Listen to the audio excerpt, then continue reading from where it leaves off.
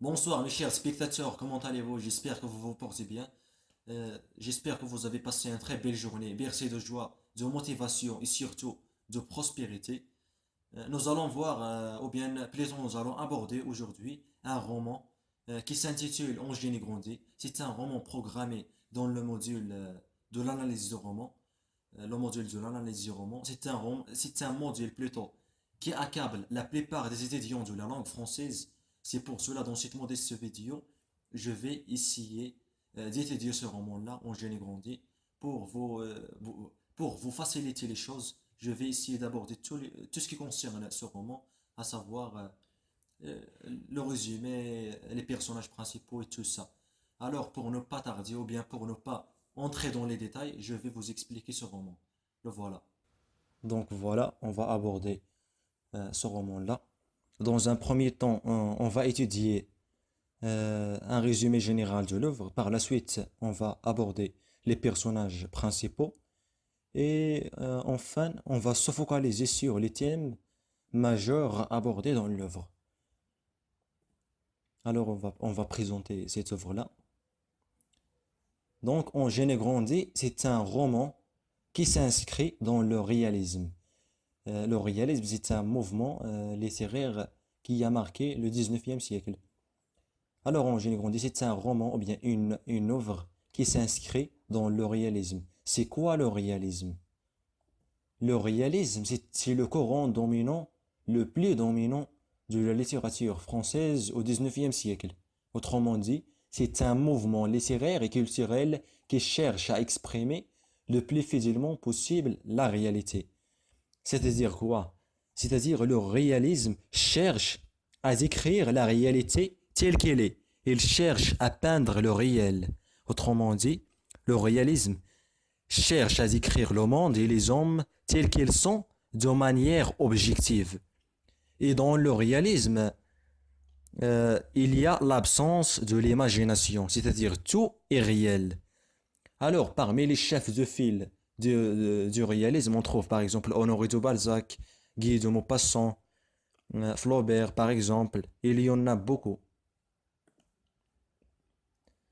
Voilà une question. Comment s'appelle l'ouvrage dans lequel Balzac regroupe ses œuvres? Alors, l'œuvre dans laquelle Balzac regroupe ses œuvres, il s'appelle La Comédie humaine. C'est un ensemble de 137 ouvrages d'Honoré de Balzac. C'est-à-dire La Comédie humaine, c'est un ouvrage écrit par le célèbre romancier Balzac. C'est un ouvrage écrit par Balzac dans lequel il regroupe ses œuvres. Par exemple, les œuvres de Balzac sont par exemple Eugénie Grandet, par exemple le Père Goriot par exemple. Alors, Eugène Grandet s'inscrit dans un siècle ambitieux intitulé La Comédie humaine. C'est un ouvrage dans lequel Balzac regroupe ses œuvres, comme je viens de dire. Donc, le titre de l'œuvre, c'est Eugène Grandet. C'est un roman éponyme. C'est quoi un roman éponyme? Le roman éponyme, c'est un roman. C'est-à-dire, quand on prend le nom du personnage et on le met dans le titre du roman. C'est-à-dire quand on désigne le roman avec le nom du personnage. Comme par exemple Eugène Grandet.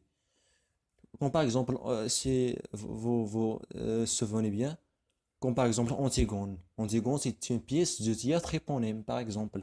Eugène Grandet, c'est un roman éponyme. Il est écrit par le célèbre noveliste ou bien romancier Honoré de Balzac durant la période du 19e siècle.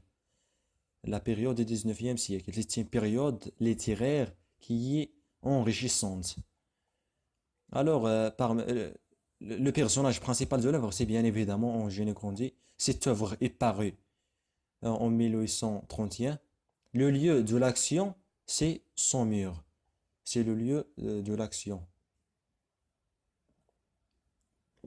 Maintenant, on va aborder les personnages de l'œuvre. Commençons d'abord par le personnage principal. C'est Eugène Grandet. Eugène Grandet, c'est l'héroïne. C'est l'héroïne du roman. C'est la fille unique de Félix Grandet. Alors Eugène Grandet, c'est l'héroïne du roman. c'est la fille de Félix Grandet, c'est-à-dire Félix Grandet, c'est le père d'Angèle Grandet. Euh, Angénie mène une vie ennuyeuse. Il tombe amoureuse de son cousin Charles. Voilà le troisième personnage. Charles, c'est le cousin d'Angénie Grandet, dans lequel Angénie Grandet va tomber amoureuse. Angénie est une fille fidèle et solitaire. Alors voilà pour la première personnage. Angélie Grandet, c'est la fille de Félix Grandet, c'est le père, voilà le père, Félix Grandet. Et le cousin d'Angénie, c'est Charles. Donc, Félix est l'oncle de Charles. Félix est l'oncle de Charles. Le deuxième personnage, c'est Félix Grandet. Félix Grandet, c'est le père d'Angénie. C'est le père d'Angénie. C'est un ancien tonnelier. C'est quoi un tonnelier? Regardez bien cette photo, cette image. Le tonnelier, c'est un artisan ou bien un ouvrier qui répare et fabrique les tonneaux. Voilà les tonneaux. Il répare et fabrique les tonneaux en bois, par exemple. Il exerce le métier du tonnelier. Il travaille en tant que tonnelier. C'est celui qui fabrique des tonneaux, voilà les tonneaux, en bois. Il habite à Saumur. Saumur, c'est le lieu de l'action. Et il a amassé une fortune grâce à son travail. Il a rassemblé une fortune. La fortune, c'est-à-dire le capital, l'argent, les richesses, l'argent. Il a rassemblé une fortune grâce à son travail. C'est-à-dire, Félix Grandet est un homme riche.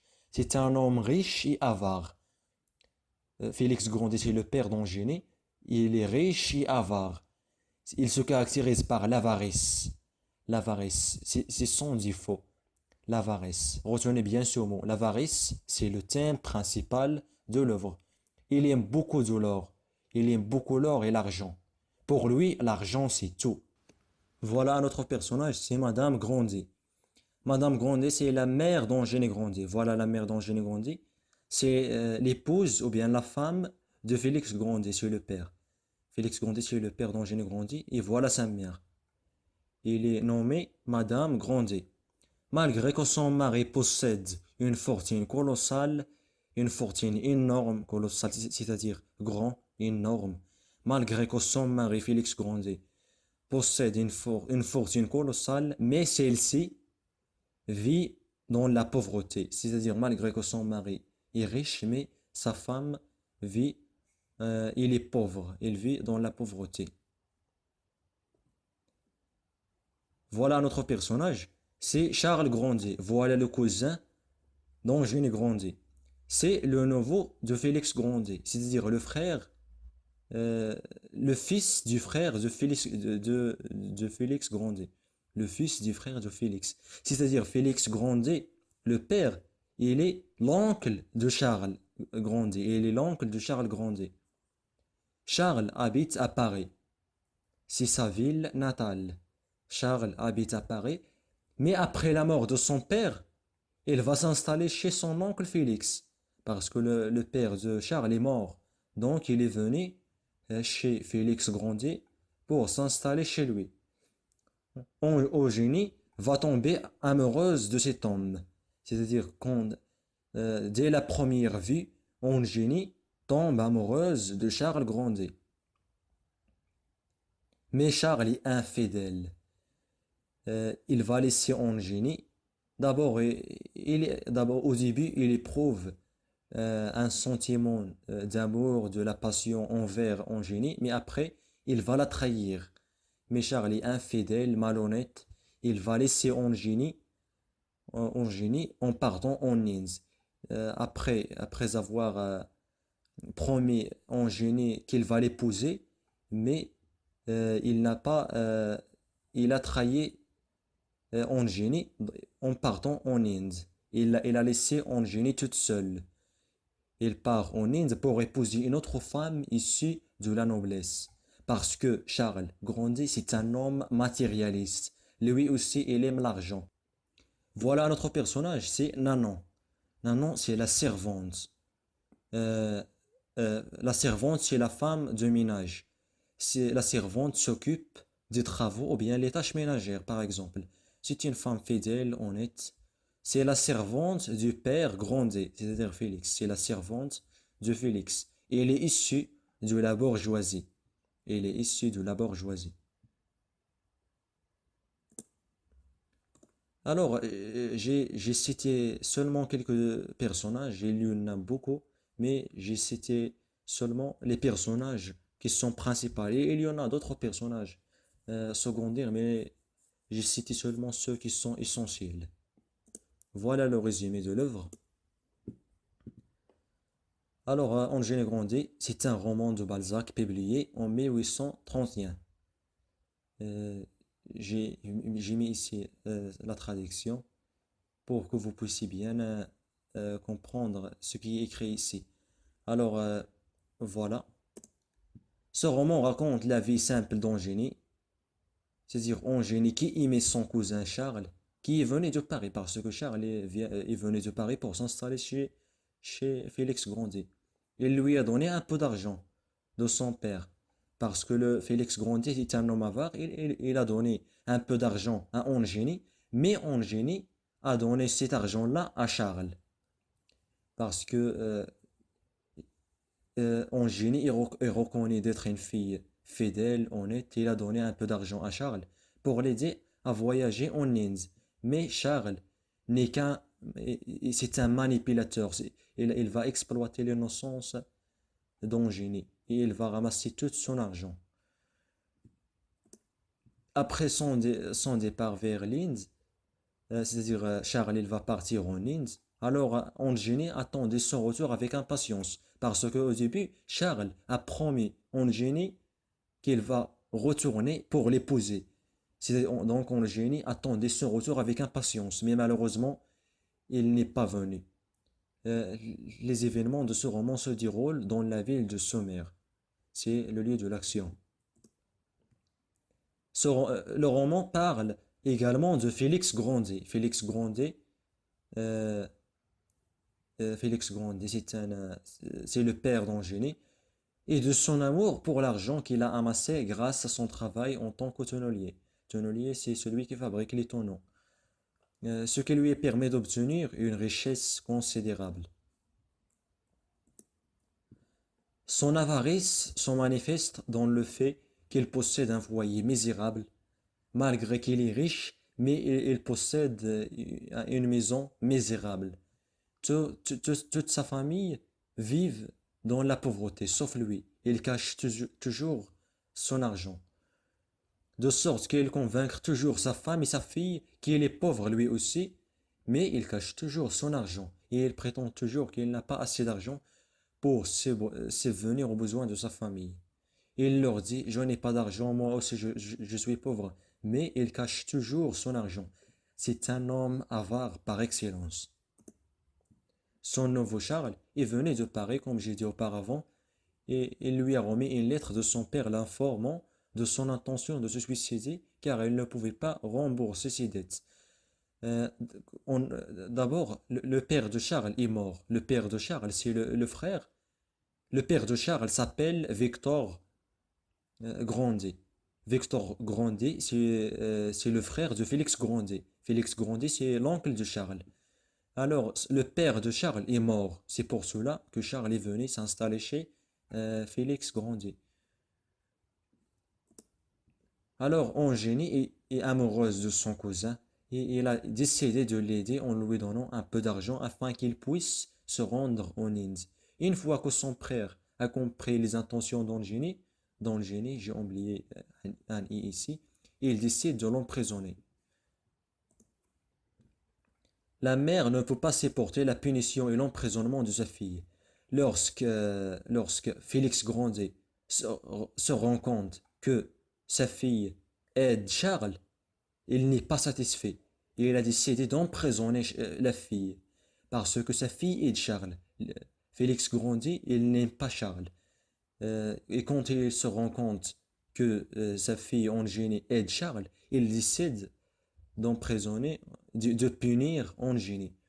Alors la mère ne peut pas supporter la punition et l'emprisonnement de sa fille alors qu'il est tombé malade, causant ainsi sa mort. Alors la mère Grandet est morte. Alors Eugénie hérite de sa mère, mais son père s'empare de son héritage. Le père Grandet lui aussi va mourir à la fin, donc Charles est parti. Le père Grandet va mourir, la mère Grandet va mourir, Eugénie va rester toute seule. Peu de temps après la mort du père, Eugénie découvre qu'il a une grande fortune. Parce que personne ne connaît que le père Grandet est riche. Maintenant, Eugénie découvre qu'il a une grande fortune. Il est étonné, il est surpris. Charles, de son côté, lui envoie une lettre l'informant de son mariage avec une autre fille aristocratique. Cela montre que Charles est infidèle parce qu'il a épousé une autre femme noble, une autre femme aristocratique. Après avoir réussi à amasser une bonne fortune lui-même, il s'abstient de payer les dettes de son père, c'est-à-dire que ce jeune homme romantique se transforme également en un homme matérialiste. C'est-à-dire il a trahi Eugénie. Il a exploité l'innocence d'Eugénie. Après la mort de son père, après la mort de sa mère, après le départ de Charles, Eugénie vit isolée. Il vit dans l'isolement et continue sa vie toute seule. Il s'avère qu'Eugénie ne jouissait pas de la vie comme il faut, malgré sa richesse, mais malgré tout cela, malgré la mort de son père, malgré le départ de Charles, il garde toujours la pureté de son cœur. Alors voilà quelques thèmes abordés dans l'œuvre. Commençons d'abord par l'argent ou bien l'avarice. L'avarice, c'est le moteur ou bien le thème principal qui fait bouger tous les événements du texte. C'est-à-dire Félix Grandet, c'est-à-dire le père Grandet, sa principale préoccupation, c'est de ramasser de l'argent. C'est-à-dire, dans ce roman, Balzac critique absolument l'avarice. L'avarice et l'amour de l'argent. L'avarice, c'est l'amour de l'argent. Donc Balzac critique l'avarice dans cette œuvre. Passons maintenant à un autre thème, c'est l'amour. Ce thème aussi est fondamental dans ce roman. Eugénie est une fille pure, fidèle, honnête, et elle aime passionnément son cousin Charles. Voilà le thème de l'amour. C'est-à-dire, Eugénie, il aime passionnément, avec patience, son cousin Charles. La cupidité. La cupidité, c'est comme la trahison. C'est Charles qui a fait cette cupidité. Alors, la cupidité de Charles, étant donné que Charles, c'est-à-dire, vu que Charles est un homme malhonnête, c'est un homme infidèle, il a trahi son amour en génie en épousant une autre femme. C'est-à-dire, il va épouser une autre femme ici de la noblesse. Alors, voilà les thèmes abordés, les thèmes majeurs abordés dans l'œuvre. Et vers la fin, on va étudier un petit résumé, un bref résumé de l'œuvre. Alors, le roman relate, c'est-à-dire quoi relate?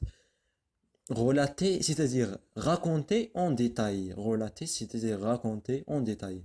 La vie d'Angénie, fille d'un avare, l'avare, c'est-à-dire qui aime l'argent il aime beaucoup l'argent. Celui qui aime beaucoup l'argent, d'une manière abusive, on l'appelle un avare. Après l'arrivée du cousin Charles, ruiné par la force des choses, contraint d'aller chercher fortune en Inde, et dont Eugénie tombera amoureuse.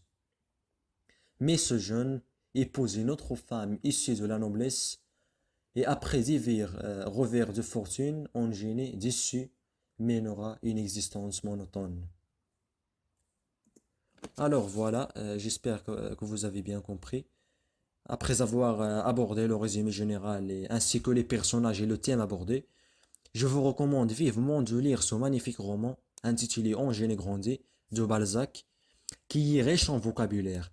Donc je vous remercie infiniment d'avoir regardé cette vidéo, espérant qu'elle répondra à vos besoins. Et si vous avez pas par hasard des questions sur l'œuvre, ou bien quelque chose comme ça, vous pouvez poser vos questions dans un commentaire. Et de ma part, je vais y répondre. Alors bon, voilà. Je vous souhaite bon courage et à la prochaine vidéo. Alors à très bientôt.